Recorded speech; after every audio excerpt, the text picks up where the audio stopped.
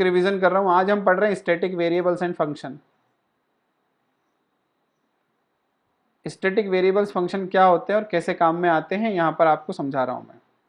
जब भी हम कोई क्लास बनाते हैं, जैसे मैंने एक क्लास यहां पर बना रखी, क्लास वोटर।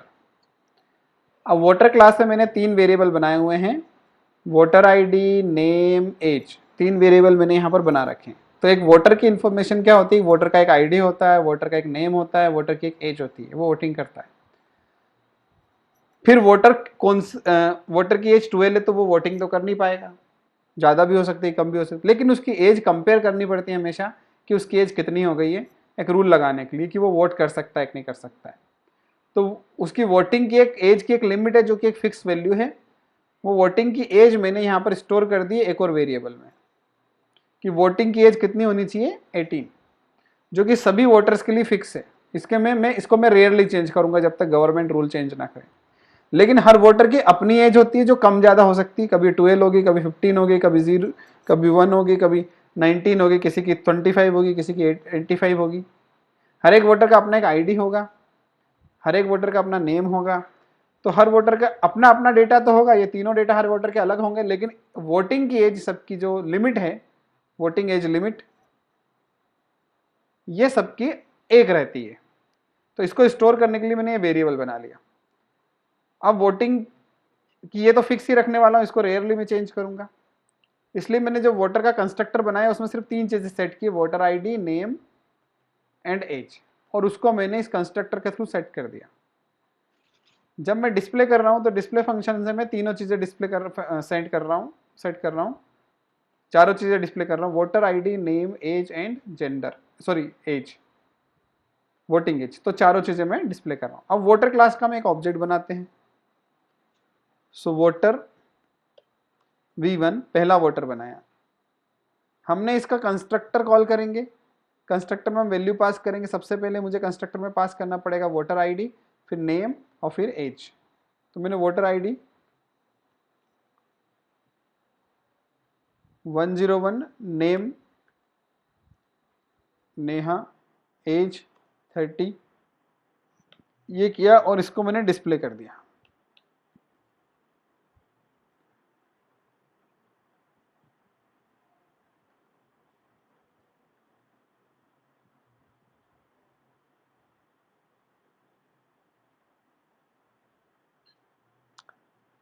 अब वोटिंग एज लिमिट मैंने यहां पर डिस्प्ले की है, जो कि बाय डिफॉल्ट 18 रखी है मैंने। तो एक ऑब्जेक्ट बनाया है, बस उसका डिस्प्ले कॉल किया है, तो आपको एक रिजल्ट अभी यहां पर दिखेगा।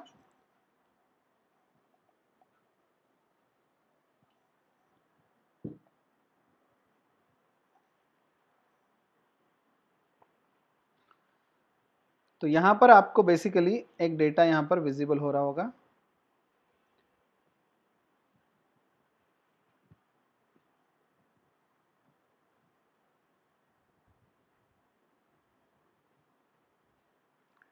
ठीक है, अगर वोटिंग एज 18 है, उसके बाद फिर मैंने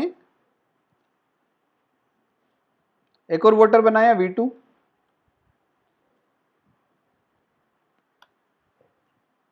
इस बार मैंने आईडी 102 रख दिया, अंकिता मैंने नाम रखा, 23 एज रखी मैंने,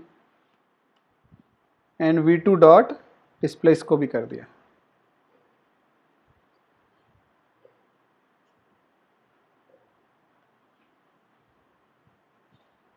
सो इसका डेटा भी डिस्प्ले हो गया। सबकी अपना अपना डेटा है, लेकिन वोटिंग एज सेम है।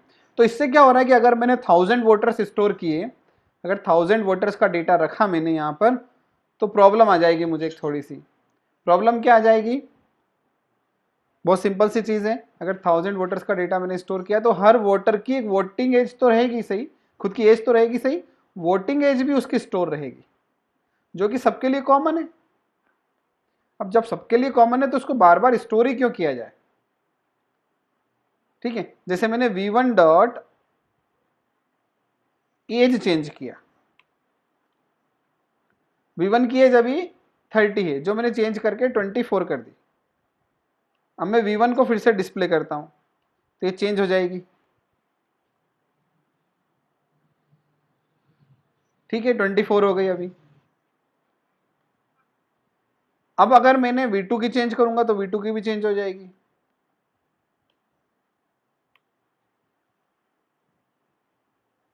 ट्वेंटी 25 कर देता हूं मैं 23 से V2 की, अंकिता की मैं चेंज कर रहा हूं।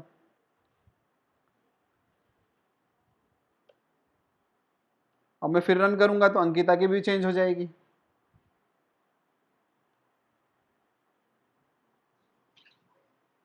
तो देखो चेंज हो गई है, 25 हो गई। अगर मैं वोटिंग एज चेंज करता हूं, दोनों की वोटिंग एज चेंज करता हूं, V1 डॉट वोटिंग एज, एक की वोटिंग अब मैं वोटिंग एज लिमिट चेंज कर रहा हूं तो वो भी चेंज हो जाएगी। लेकिन वोटिंग एज लिमिट तो सबकी कॉमन होनी चाहिए, वोटिंग एज लिमिट तो बदलनी चाहिए, तो सबके लिए बदलनी चाहिए या किसी के लिए बदलनी नहीं चाहिए, क्योंकि वोटिंग एज लिमिट तो गवर्नमेंट ने सेट कर रखी कि 18 रहना चाहिए। अगर 19 होती तो सबके लिए 19 होना चाहिए।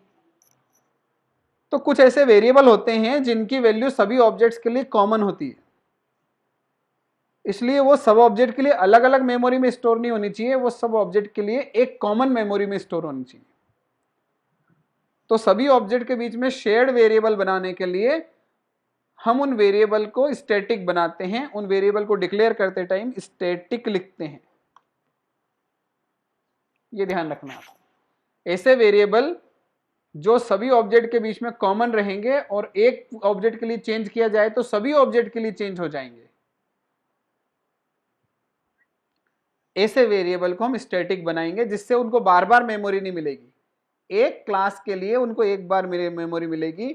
अब उस क्लास के आप 1000 ऑब्जेक्ट भी बना लोगे तो उसके लिए वोटिंग एज लिमिट को एक ही बार मेमोरी मिलेगी, 1000 टाइम्स मेमोरी नहीं मिलेगी, जबकि एज नेम और वोटर आईडी को 1000 टाइम्स मेमोरी मिलेगी और वोटिंग एज लिमिट को सिर्फ एक बार मिलेगी। तो मैंने ये चेंज किया यहां से। जब मैं ये चेंज करता हूं,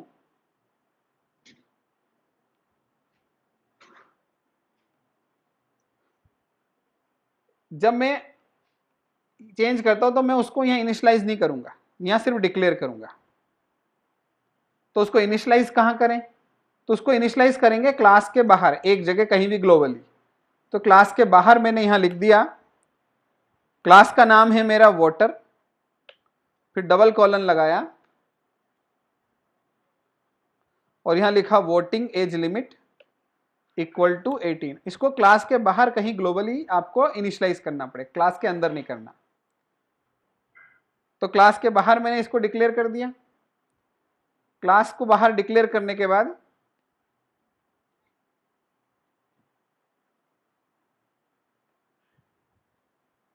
ठीक है, तो क्लास के बाहर अगर मैं डिक्लेयर करता हूं उसको मैं, तो उसका डेटा टाइप मुझे यहां डिक्लेयर करना पड़ेगा। ठीक, तो ये वोटिंग एज क्या हो गया आपका, वोटिंग एज क्या हो गया, यहां डिक्लेरेशन हो गया और यहां इनिशियलाइजेशन हो गया। ठीक है, अब ये जो वोटिंग एज है ये स्टैटिक वेरिएबल बन गया है। स्टैटिक वेरिएबल बनने की वजह से अब इसको मेमोरी एक बार मिलेगी, बार बार नहीं मिलेगी। तो मैं फिर से समझाता हूं। अब अगर मैं वोटिंग एज को चेंज कर रहा हूं, अभी मैं यहां कहीं भी असाइन नहीं किया है, कमेंट कर देता हूं वापस में और फिर से मैं डिस्प्ले करता हूं आपको डेटा, तो सब जगह 18 है। अब अगर मैं इसको V1 के लिए चेंज करता हूं तो जब चेंज होगा, जब चेंज होगा, अभी मैं चेंज किए बिना आपको डिफरेंस बता रहा हूं, एक लाइन सेपरेटर में डाल देता हूं जिससे आपको आउटपुट अच्छे से दिखे।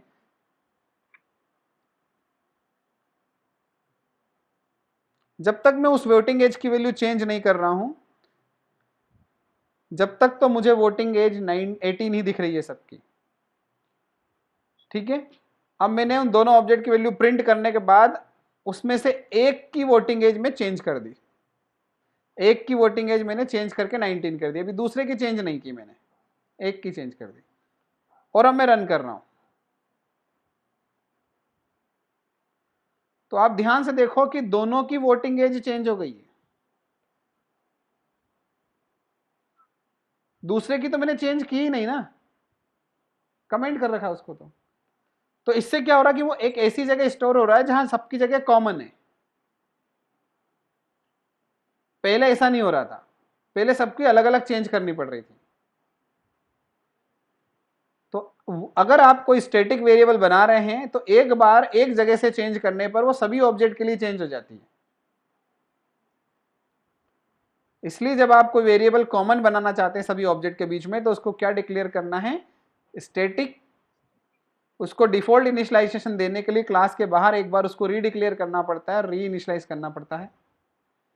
उसके बाद फिर जब भी आप यूज करेंगे उसको, और जहां से भी यूज करेंगे, वो कॉमन वैल्यू एक्सेस होगी। ठीक है। अब ये तो हो गया स्टैटिक वेरिएबल्स। तो ये कई जगह काम आ सकते हैं। जैसे बैंक है, बैंक में बहुत सारे कस्टमर आते हैं, लेकिन बैंक में सभी कस्टमर जिनके सेविंग अकाउंट होते हैं उनको सेम इंटरेस्ट दिया जाता है, सेम ब्याज मिलता है उनको।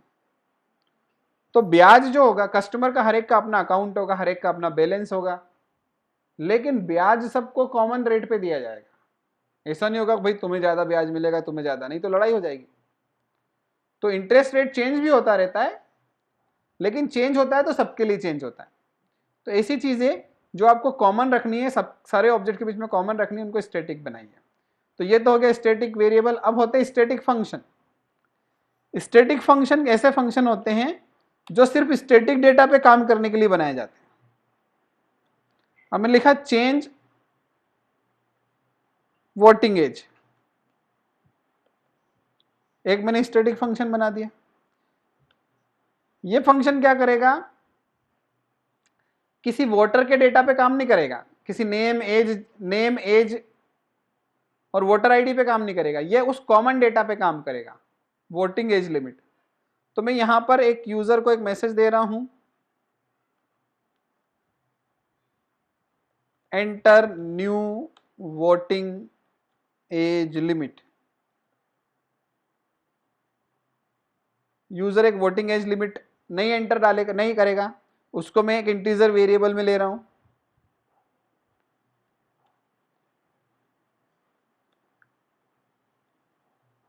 कैसे ले रहा हूं, सी इन से। ये नई लिमिट डाली, और इस नई लिमिट को मैं सेट कर रहा हूं, इस नई लिमिट को सेट कर रहा हूं मैं वोटिंग एज वेरिएबल के अंदर।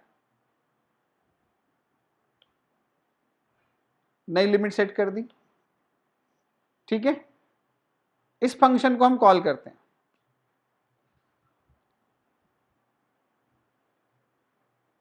अब इस फंक्शन को कैसे कॉल करें, कोई फंक्शन हम कैसे कॉल करते हैं, v1 dot change voting age limit, ये कॉल कर लिया।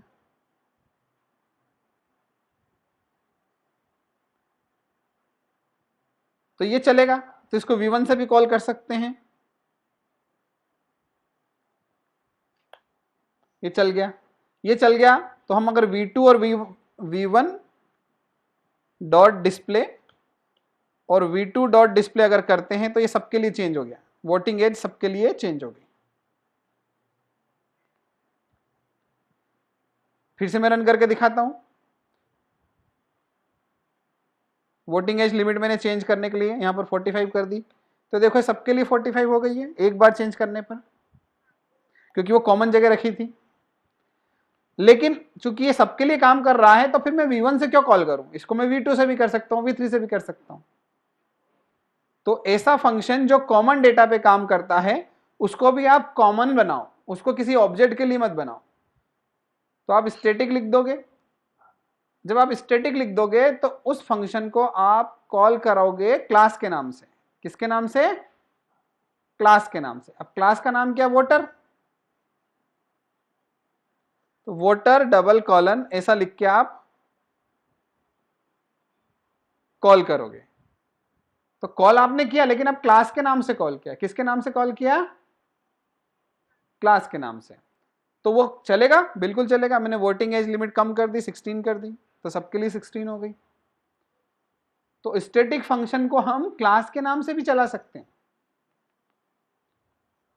और अगर मैंने स्टैटिक हटा दिया वहां पे फंक्शन डिक्लेयर करते टाइम और फिर से कंपाइल किया, तो वो सिंटेक्स एरर है कि जो स्टैटिक फंक्शन नहीं होते, नॉर्मल फंक्शन होते हैं, वो ऑब्जेक्ट से चलते हैं।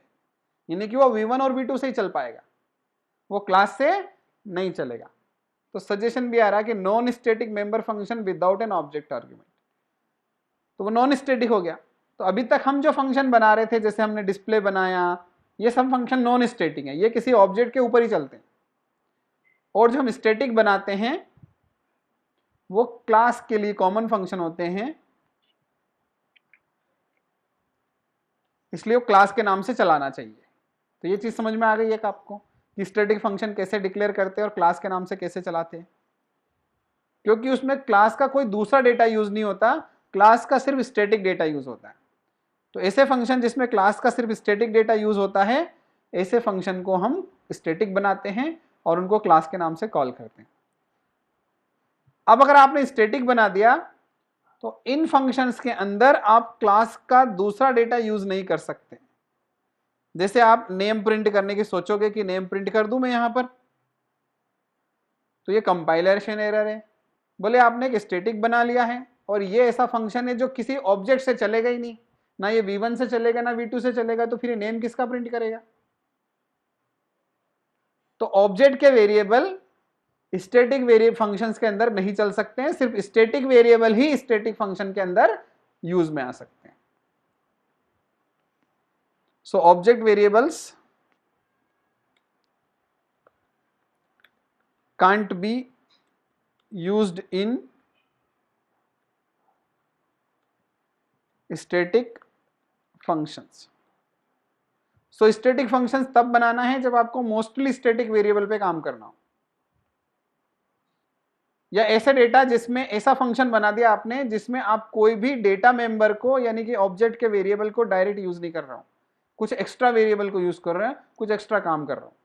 तो स्टैटिक फंक्शन बनाओ जिससे वो क्लास के नाम से चलाया जा सके। ठीक है, तो हमने एक सिंटेक्स देख लिया कि how to create static variables to share common data between multiple objects, and how to create static functions to do the work which is not related with the object variables। ठीक है, तो ये हमने एक basic syntax आज static variable static functions का यहां पर देख लिया है, ये हमने समझ लिया है।